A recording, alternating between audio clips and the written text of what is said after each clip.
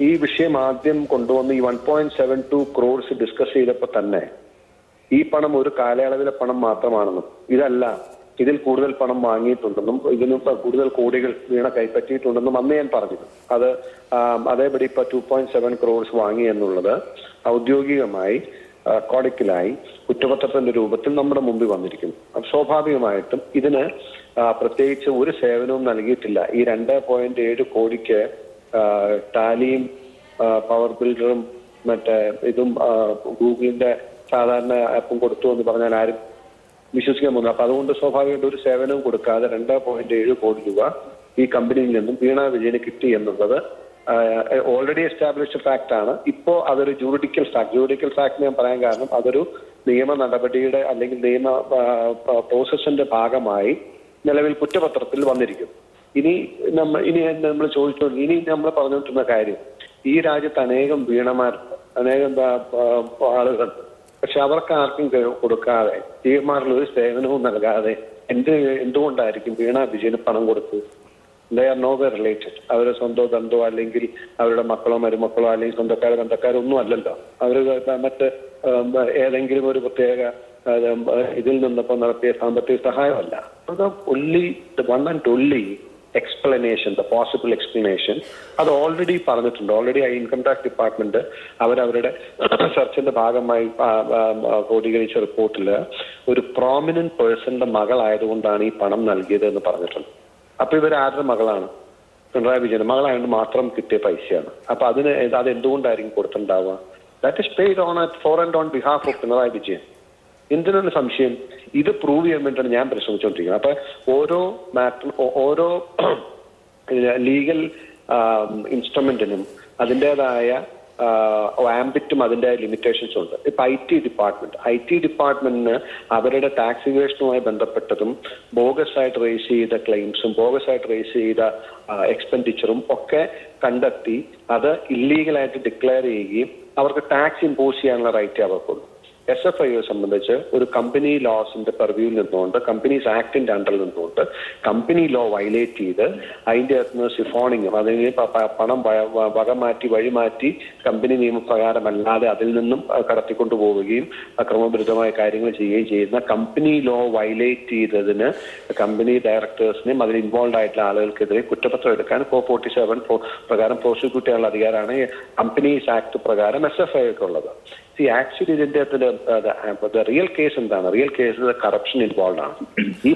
പക്ഷേ മാത്യു, അത് എവിടെയും എസ്റ്റാബ്ലിഷ് ചെയ്യാൻ കഴിയുന്നില്ലല്ലോ. ശരിയാണ്, 2016 ഡിസംബറിലും 2017 മാർച്ചിലുമുള്ള 2 കരാറുകൾ വഴി പ്രതിമാസം 5ഉം 3ഉമായി 8 ലക്ഷം വെച്ച് വീണ തൈക്കണ്ടിയിൽ വാങ്ങിയിട്ടുണ്ട് എന്നുള്ളത് എസ്റ്റാബ്ലിഷ്ഡ് ആയിട്ടുള്ള ഫാക്റ്റാണ്. അത് മതിയായ സേവനം കൊടുത്തല്ല, അതൊരു ഫ്രോഡാണ്, ഫ്രോഡലന്റ് പേയ്മെന്റ് ആണ് എന്ന് ധനകാര്യ വകുപ്പിന്റെ അന്വേഷണ ഏജൻസികളും കണ്ടെത്തിയിട്ടുണ്ട്. പക്ഷേ ഇതിന് ക്വിഡ് പ്രോക്കോ, ഇതിന് പ്രതിഫലമായി CMRL കമ്പനിക്ക് മുഖ്യമന്ത്രിയോ സർക്കാരോ എന്തെങ്കിലും ചെയ്തു കൊടുത്തതായി എസ്റ്റാബ്ലിഷ് ചെയ്യാൻ കഴിയാത്തടത്തോളം കാലം അഴിമതി, ഈ പ്രിവെൻഷൻ ഓഫ് കറപ്ഷൻ ആക്ട് ബാധകമാകുന്ന ഒരു വിഷയം അതിനകത്ത് കൊണ്ടുവരാൻ കഴിയുന്നില്ലല്ലോ.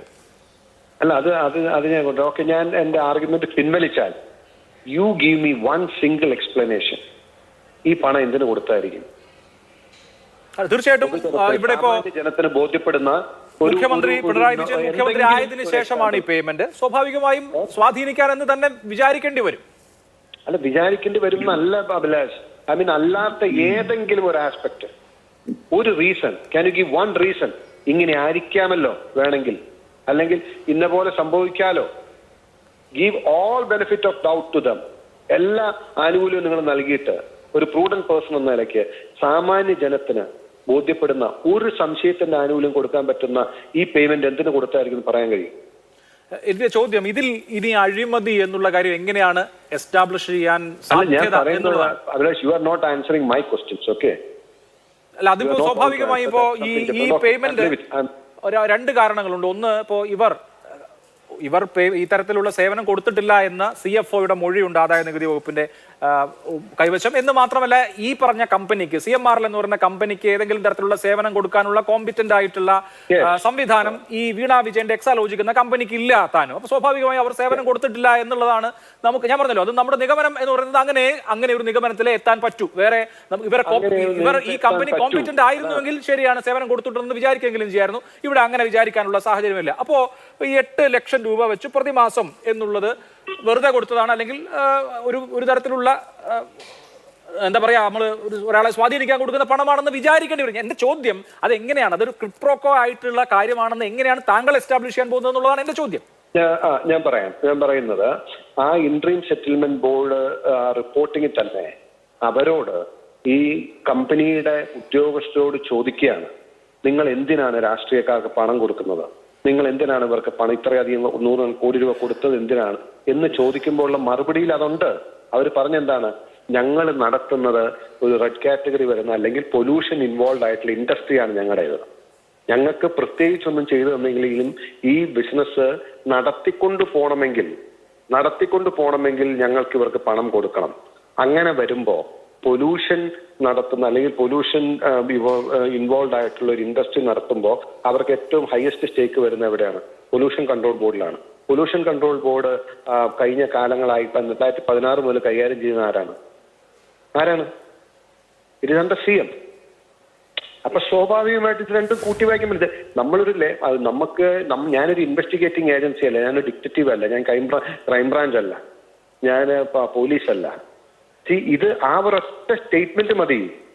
ഇത് കൂടാതെ CMRL ചെയ്തു കൊടുത്ത മൂന്ന് ആനുകൂല്യം ഇടതുപക്ഷ ജനാധിപത്യ മുന്നണിയും UDF ഒന്നുപോലെ 2004 മുതൽ ടെർമിനേറ്റ് ചെയ്യാൻ ശ്രമിക്കുന്ന ഒരു മൈനിങ് ലീസ് എഗ്രിമെന്റ് ടെർമിനേറ്റ് ചെയ്യാനുള്ള അവസരം ലഭിച്ചത് 2016 CM മുഖ്യമന്ത്രിയായതിനു ശേഷം. 100,000 കോടി രൂപ വില വരുന്ന ലീസാണ് 4 ലീസ്, മേജർ മൈൻസ് ഉള്ള സ്ഥലത്തെ ലീസ് എന്ന് പറഞ്ഞത്. അത് 4 ക്യാൻസൽ ചെയ്യാതെ ഡിലേ ചെയ്തത് പിണറായി വിജയനാണ്. 2024 ഞാൻ വിജിലൻസ് കേസ് ഫയൽ ചെയ്തതിന് ശേഷം മാത്രമാണ് അത് ക്യാൻസൽ ചെയ്തത്. നമ്പർ 1.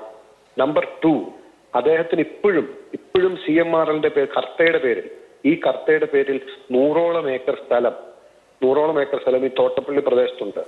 ഭൂപരിഷ്കരണ നിയമം ലംഘിച്ചാണ് എന്നതുകൊണ്ട് റവന്യൂ ഡിപ്പാർട്ട്മെന്റ് കർത്തയ്ക്കെതിരെ നോട്ടീസ് അയച്ചു ആ സ്ഥലം തിരിച്ചു പിടിക്കാൻ വേണ്ടി.